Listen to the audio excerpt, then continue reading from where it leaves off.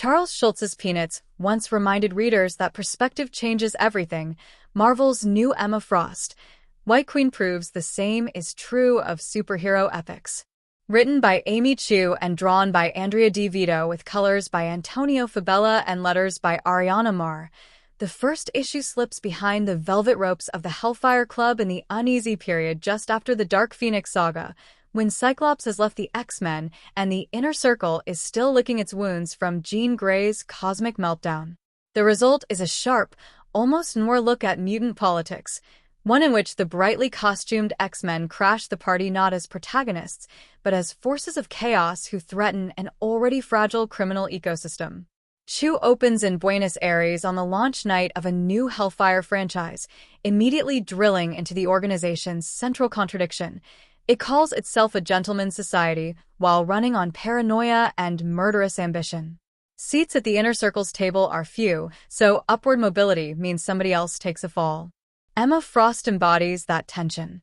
Outwardly, she's the White Queen presiding over decadent galas. Inwardly, she's a telepath forever gauging who will stab her first.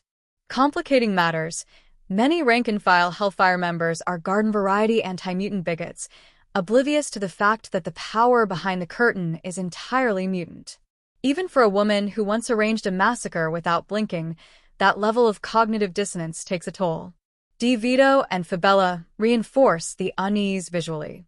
Early pages lean on subdued palettes, wine-dark reds, candle-smoke blacks, until a lone mutant protester interrupts the soiree. When the X-Men smash through the doors to rescue him, the color script detonates.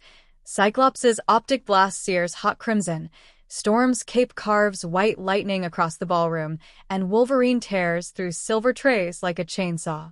For a split second we share the Hellfire guest shock, seeing Marvel's premier heroes as terrifying avatars of mutant power.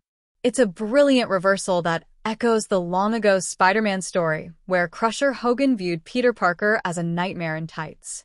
Chu's script also toys with dramatic irony. Readers know Sebastian Shaw's quiet assistant Tessa is secretly Xavier's mole who will one day rename herself Sage. Emma doesn't, yet the finale finds her convinced there's a traitor in the ranks. How Chu navigates that foreknowledge without appending continuity is half the fun. She can let Emma get close to the truth, only to bury it under layers of intrigue, or reveal a lesser scapegoat to keep Sage's cover intact. Either way, the tension between what readers know and what Emma suspects fuels the cliffhanger. Making Emma sympathetic without sanding off her villainy is no small feat, but Chu threads the needle by focusing on motive rather than morality.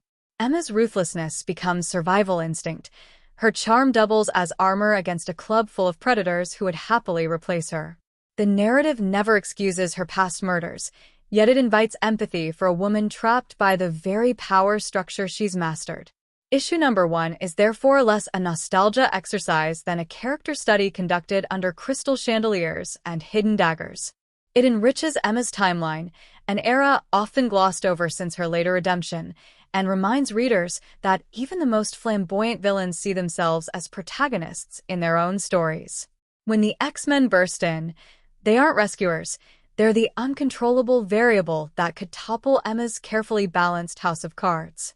By flipping a lens, Emma Frost, White Queen refreshes familiar mythology and sets up a miniseries that promises equal parts elegance, espionage, and explosive mutant mayhem.